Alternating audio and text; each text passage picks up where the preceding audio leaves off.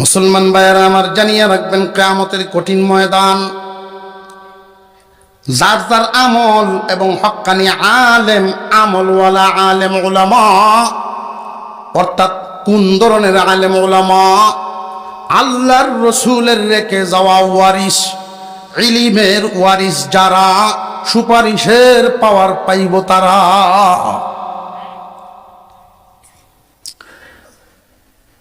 পীর ধরার উদ্দেশ্য হলো মুরব্বী পরামর্শ করে নেওয়া। পীর একজন মারা গেছেন, আরেকজন ধরে। আব্দুর রহিম রায়পুরী রহমতুল্লাহ আলাইহি পীর মারা গেছেন, এখন উনি সিদ্ধান্ত নিলেন আরেকজন মুরব্বী তো ধরা দরকার। গেলেন রশিদ আহমদ গঙ্গোহীর দরবারে, হযরত আমাকে বায়াত করুন। উনি জবাব দিলেন, আপনারই তো হাজার হাজার মুরিদ, আপনি নিজেই একজন পীর, আমি কি বায়াত করব? এই কথার অর্থ উনি একভাবে বুঝছেন, বুঝিয়া ঘুরে চলে আসছেন।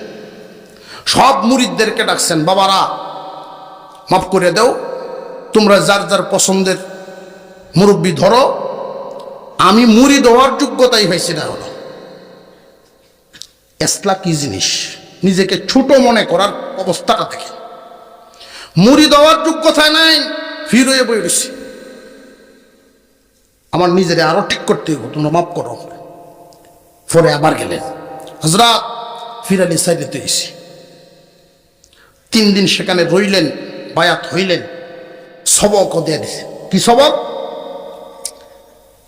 সবক উলামায়ে কেরাম হক্কানি পীররা আল্লাহর রাসূল ও সাহাবীদেরকে এইভাবেই দিতেন, যার মধ্যে যেটার কমতি দেখতেন ওইটার তালিম বেশি দিতেন। রশিদ আহমদ গঙ্গোহী রহমতুল্লাহি আলাইহি বলে দিলেন, আব্দুর রহিম, ওই হাদিসের উপরে তুমি আমল করবা। মাল্লাম ইয়ারহাম সগীরানা ওয়ালাম ইয়াকির কাবীরানা ফালাইসা মিন্না। আল্লাহর রাসূল বলেছেন, আমার উম্মতের মধ্যে যে ছোটকে আদর করে না, বড়কে মান্য করে না, সে আমার দলের না। সবক নিয়ে আইলেন, মুরব্বীকে সম্মান করা, ছোটকে স্নেহ করা। এখানে একটা কথা জেনে রাখবেন, কোনো আলেম যদি বয়স্ক মানুষকে সম্মান মর্যাদা না দেন, অর্থাৎ একজন মুরব্বী আইছেন, আলেমের চেয়ারেই বসে রয়েছেন, উনি দাঁড়াইছেন না, উনার জন্য এটা বেয়াদবি না, মনে রাখবেন। কারণ আলেম তো আল্লাহর দেওয়া নিয়ামত পায়া আগেই শানওয়ালা হয়ে রয়েছে। বুঝে আসছে? আলেমের মর্যাদা তো আল্লাহ পাক আগেই বাড়াইয়া দিচ্ছেন, আল্লাহর দেওয়া ইলম পায়া। মানুষ বড় হয় ইলিমে, আমলে, বয়সে না। এখন বয়স্ক মানুষ আসলে উনি যদি না দাঁড়ান, উনার ভুল না, এটা গুনাহ হবে না, বেয়াদবিও না। আর যদি দাঁড়ায়া যান, তাহলে আল্লাহ পাক তার মারিফতের দরজা বাড়াইয়া দিব, বোনাস। বুঝে আসতে হবে বিষয়টা। এই সিফত সবার মধ্যে তো নাও থাকতে পারে। আব্দুর রহিম রায়পুরী রহমতুল্লাহি আলাইহি সবক নিয়ে আসলেন, বাড়িতে থাকেন উনি, ওনার রুটিন মতে জীবনযাপন শুরু করলেন। ওনার রুটিনের মধ্যে একটা ছিল, দুপুরে খানা খায়া একটু সময় কাইলুলা করতেন। আল্লাহর রাসূলের এই সুন্নত যারা আমল করেন, দুপুরে খানা খায়া সামান্য বিশ্রাম, 1000 রাকাত নফল নামাজের সওয়াব। গ্রামের একজন মুরব্বী মানুষ, গ্রাম্য একজন মানুষ মুরব্বী, উনি আইছেন কি এক গুরুত্বপূর্ণ দরকারে হুজুরের কাছে। সাধারণ মানুষের মধ্যে বহু এমন আছেন যে আলেমকে মহব্বত করেন ঠিক, কিন্তু মহব্বতের নিয়ম জানে না। মহব্বত করেন ঠিক, মহব্বতের কমতি নাই, কিন্তু নিয়মটা জানা নাই। আমার ক্ষেত্রেই অনেক সময় দেখা যায়, যদি আমি কখনো আমাদের শহরে যাই, অনেক মাজনরা আছে, সালাম দে, হুজুর একটু এদিকে আসেন।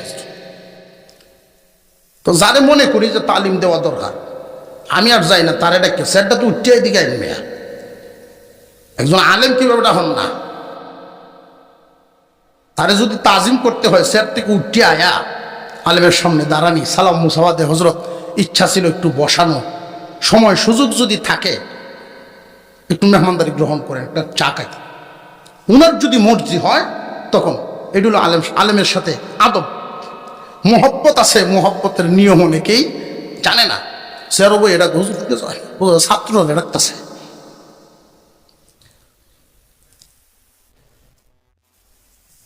আব্দুর রহিম রায়পুরীর কাছে গ্রামের মুরব্বী আইছেন। ঘুম থেকে একজন আলেমকে জাগানোর একটা নিয়ম আছে না? একজন ঘুমের মানুষকে জাগানোর নিয়ম তো আছে। খাটাসের মতো চিৎকার মারণ, মাথায় আস্তে আস্তে হাত বোলানো। তাবলিগে যারা গেছেন তারা তো শিখছে, কিন্তু এই মুরব্বী নিয়মটা জানেন না। উনি হুজুরের কাছে, মাতার কাছে আইসা ডাকতেছেন, ও হুজুর, হুজুর। ভলিউম বাড়ায় আস্তে আস্তে। হঠাৎ করে যখন একটু ধাক্কা মারছেন, হুজুরের কাঁচা ঘুম ভেঙে গেছে। কাঁচা ঘুমটা ভাঙতি, চোখ তো লাল হয়ে গেছে। লাল চোখ লইয়া দিছেন এক ধমক। বুড়া হয়েছেন, এখনো ঘুম ভাঙানি শিখছেন না। বেটা জুতা তুই তো ধরায়া। আর আলেমুল আমাদের ধমক রাগে না, আলেমুল আমারা রাগ করেন না, কিন্তু আলেমদের হক্কানি পীর মাশায়েখদের রাগ যদি কেউ দেখে থাকেন, বুঝবেন এটার মধ্যে আল্লাহর এক রূপ থাকে। বড় বড় জালেমরা পর্যন্ত ধরায় খাইপে যায়। আল্লাহ ওয়ালারা যদি ধমক মারে, মুরব্বী জুতা তৈয়া দৌড়। হাই আলেমরে আমি কষ্ট দিচ্ছি, মাথা দৌড় এখানে আর নাই, ডাইরেক্ট বাড়িতে। আব্দুর রহিম রায়পুরি ঘুম থেকে উঠছেন, আসরের নামাজ পড়লেন, কিন্তু চিন্তাইছে কি করলাম, মুরব্বীরে তো দমক মারলাম। উনি না আমার বয়সে অনেক বড়, আমার বাবার বয়সী। কি করলাম, উনি না হয় আমার ঘুমটা ভাঙাইছি নেই, আমি কেন দমকটা দিলাম? মাগরিবের নামাজ পড়লেন, এশার নামাজ পড়লেন, মন তো শান্ত হয় না। খানা খেয়ে বিছানায় গেলেন, ঘুম আসে না। মনের ভিতরে উদয় হইতেছে, যদি আজকে রাতেই আব্দুর রহিমের দুনিয়ার থেকে বিদায় হয়, কিয়ামতের দিন আল্লাহর পয়গম্বরের সামনে দাঁড়াতে হবে। জীবনের শেষ একটা আমল মুরব্বীর সাথে বিয়াদবি করা। কোন মুখে দাঁড়াইব রাসূলের সামনে? এটা গেল 1-2 নাম্বার। যদিও আলেম হিসাবে মুরব্বীকে সম্মান করা ওয়াজিব বা জরুরি না, কারণ আলেম তো নিজেই সম্মানী। পীরে যদি কইয়া দেয় তাসাউফের মাসালায়, তার উপর ওয়াজিব হয়ে যায়। কোন মুস্তাহাব আমল পীরে যদি বইলা দেন, বাধ্যতামূলক করলে এটা তার জন্য ওয়াজিব হয়ে যায়। আব্দুর রহিম রায়পুরীর ঘুম আসে না, এমনি উঠে গেলেন, একটা চাদর নিলেন, ছদ্মবেশেই রওনা দিলেন মামলা শেষ করত। আত্মা শুদ্ধি এত তাড়াতাড়ি হয় না। মানুষের দোয়া এত দামি এক দৌলত। মানুষের হৃদয়ে নিংড়ানো দোয়া যারা অর্জন করতে পারে, রে যুবক, কান পেতে শুনে রাখো, জীবন চলা পথ। মানুষের হৃদয়ে নিংড়ানো দোয়া আল্লাহ তাআলার কাছে কেমন ভাবে কবুল হয় লক্ষ্য করেন। তোমার বংশের হোক আর দূরের হোক, তোমার বয়সে যদি বড় হয়, তার দোয়া তালাশ করার চেষ্টা করবা। আব্দুর রহিম রায়পুরী মামলা শেষ করার জন্য চলে গেলেন আস্তে আস্তে ওই গ্রামের বাড়িতে। গভীর রজনী, গিয়া দেখেন সব মানুষ ঘুমে, কিন্তু এই মুরব্বী মানুষটা ঘুমাইছে না। উনিও সজাগ জাগ্রত, ঘুম নাই। বনের আগুন লাগাই আগুন তাপাইতেছেন, শীতের রাত, আর টেনশন করতেছেন একজন আলেমের সাথে আমি বেয়াদবি করেছি। মুরব্বীর মন পরিষ্কার, মুহাব্বতের কমতি নাই, কিন্তু সিস্টেমটা বুঝছেন না। আলেমও আসছেন, মুরব্বীকে দমক দিলেন কেন? মামলা শেষ করতে। যেই মাত্র সামনে আইসা সালাম দিলেন, মুরব্বী উনারে দেইকাই আব্দুর রহিম রায়পুরী আমার বাড়িতে আইছে। সেই এলাকার শ্রেষ্ঠ একজন আলেম আমার বাড়ি। উনিও দৌড়ে আসছেন, হুজুর এত গভীর রাত্রিতে কুয়াশার মধ্যে আব্দুর রহিম রায়পুরীর চোখ দিয়ে পানি বের হওয়া শুরু হয়ে গেছে।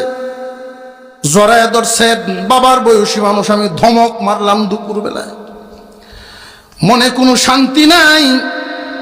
আপনার কাছ থেকে যতক্ষণ আমি মাপ না পাইছি মনে আমি শান্তি পাব,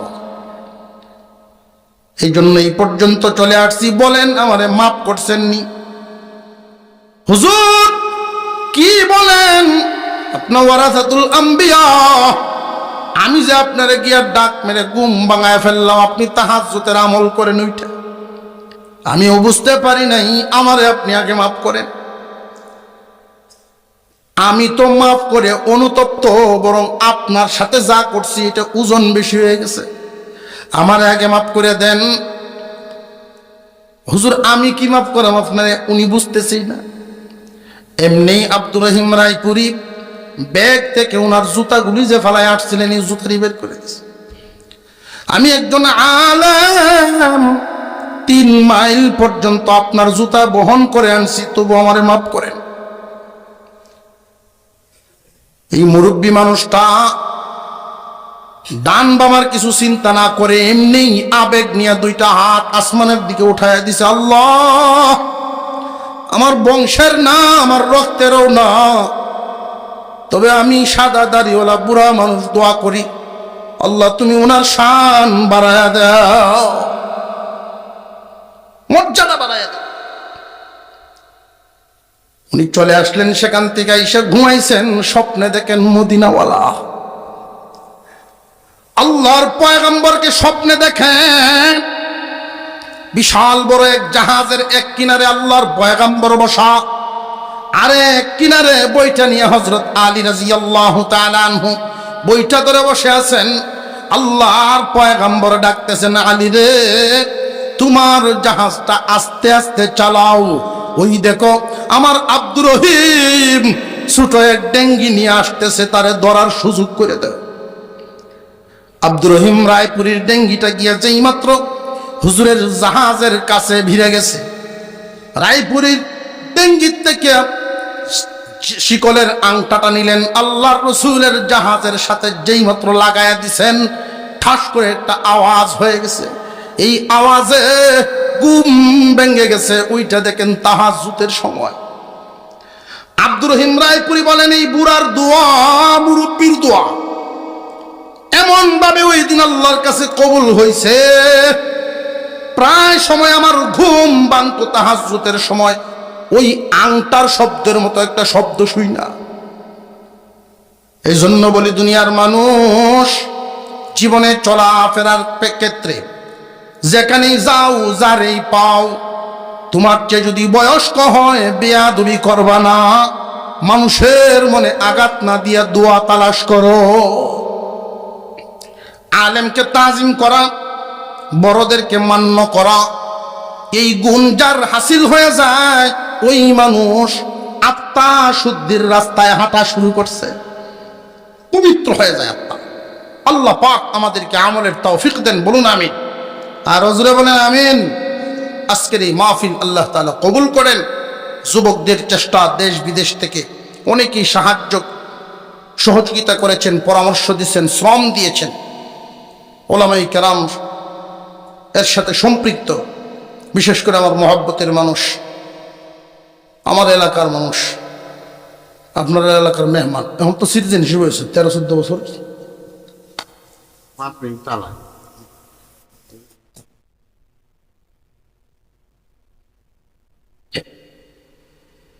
রাত অনেক হয়ে গেছে, ঠান্ডাও হইতেছে। এই রাতের বেলায় অনেকে একটু গিয়ে পিঠ লাগাইবো, আবার উঠে নামাজ পড়বো। এই জন্য দোয়া করতে করতে 5 মিনিট হয়ে যাবে ইনশাল্লাহ। আমরা আচ্ছা, অসুবিধা নেই। যেই বিষয়টা শুরু থেকেই পর্যন্ত এতগুলো যে কথা হইল, এতক্ষণ বাড়ির কি নিতাম, বাড়ির তুলে যেতে। জমিনের মধ্যে যত মানুষ বসবাস করে, এর মধ্যে সম্মানী কারা? ঈমানওয়ালা যারা। এই ঈমানওয়ালাদের মধ্যে সবার মর্যাদা কি সমান? নামাজি আর বেনামাজি সম্মান সমান সুদকুর আর হালাল রুজি রোজগার করে নেওয়ালা সম্মান মর্যাদা সমান। নজর সেইভাবে রাখতে হবে, ধর্মীয় দৃষ্টিতে দ্বীনি নজরে তাকাইতে হবে, দুনিয়ার রঙিন চশমা দিয়া না। একজন মানুষকে খেয়াল করতে হবে যে তার বিল্ডিং আছে কিনা, ওইটা দেখবেন পরে, তার ইনকামের রাস্তাটা কি ওইটা দেখবেন আগে। মানুষটার পদ মর্যাদা, চেয়ার, তার পিছনে ক্ষমতার আসন আছে কিনা ওইটা দেখবেন পরে, তার ভিতরে আল্লাহর ভয় তাকওয়া আছে কিনা ওইটা দেখবেন আগে। দুনিয়ার জমিনে আমরা তালাশ করি দুনিয়াবির লাইনে যারা বড় তাদেরকে, দ্বীনি লাইনে যারা বড় এদেরকে না। জমিনের মধ্যে সম্মানী কারা? ইমানদার যারা। ইমানদারদের মধ্যে সম্মানী কারা? সঠিক পথের প্রতীক যারা। এদের মধ্যে সম্মানী কারা? আল্লাহর দেওয়া ইলিমওয়ালা যারা। এই ইলিমওয়ালাদেরকে, আলেম ওলামাদেরকে তাজিম করা লাভ। এক নাম্বার, আলেমদেরকে যারা মোহব্বত করবেন, সগীরা গুনাহ আমল নামায় উঠবে না। দুই নাম্বার, এই মোহব্বতের খাতিরে আপনার নিজের বংশধারার মধ্যে এই নিয়ামত পাবেন। আলেম ওলামা আপনার বংশ আল্লাহ পাঠাইবেন। তিন নাম্বার, দুনিয়ার জমিন থেকে যখন বিদায় হবেন, আল্লাহ দেওয়া হাদিয়া ঈমান নামক দৌলত পাবেন। চার নাম্বার, কিয়ামতের কঠিন ময়দানে আলেমদের সাথে সুসম্পর্ক মোহব্বত রাখার কারণে সুপারিশ নসিব হইব। আলেমকে তাজিম করা, বড়দেরকে সম্মান করা, মুরব্বীদের অন্তর থেকে হৃদয় নিংড়ানো দোয়া তালাশ করা। জমিনের উপরে চলাফেরা এমন ভাবে করবা না মানুষ যেন তোমার দিকে চোখ তুলে তাকায়, আফসুসের নজরে তাকায়, আহ কি চলাফেরা রে। সাইকেল এমন ভাবে দৌড়াইতেছে, আঁকা বাঁকা করিয়া দুলাবালি উড়াইয়া মানুষের চোখ, দোকানপাট, ফানি সিটা আরেকজনের হকের দিকে নজর না করিয়া নিজের বুক ফুলাইয়া চলে। জমিন চিৎকার মারে আর বলে, আল্লাহ অনুমতি দাও বেয়াদবরে গিলে ফেলি। আর যদি আদবওয়ালা মানুষ, আজমতওয়ালা, আদবওয়ালা, নরম দিলের মানুষ জমিনে চলেন, জমিন তোমাকে বহন করে, তার পিঠের উপরে যে তুমি থাকো, জমিন বড় আরাম পায়।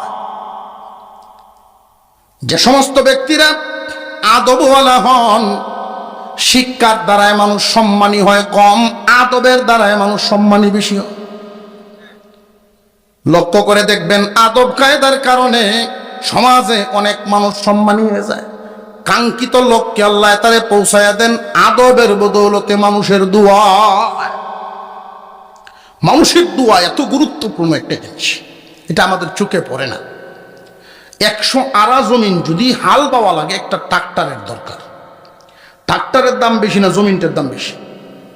100 আরা জমিন মাত্র 15 লাখ টাকার একটা ট্রাক্টরে চাষাবাদ করে, দামি জায়গাটা চাষাবাদ করে কম দামে একটা ট্রাক্টর। এই কম দামা ট্রাক্টরে যদি হালের লাঙ্গল ব্যবহার করা লাগে, 100 টাকার একটা নাট দরকার। এই 100 টাকার নাটটা 100 আরা জমিনের কাজে লাগে। তোমার এই মহামূল্যবান দামি জীবন কাজে লাগবে মানুষের হৃদয়ের নিংড়ানো ছোট ছোট দোয়া, এইগুলোর মাধ্যমে।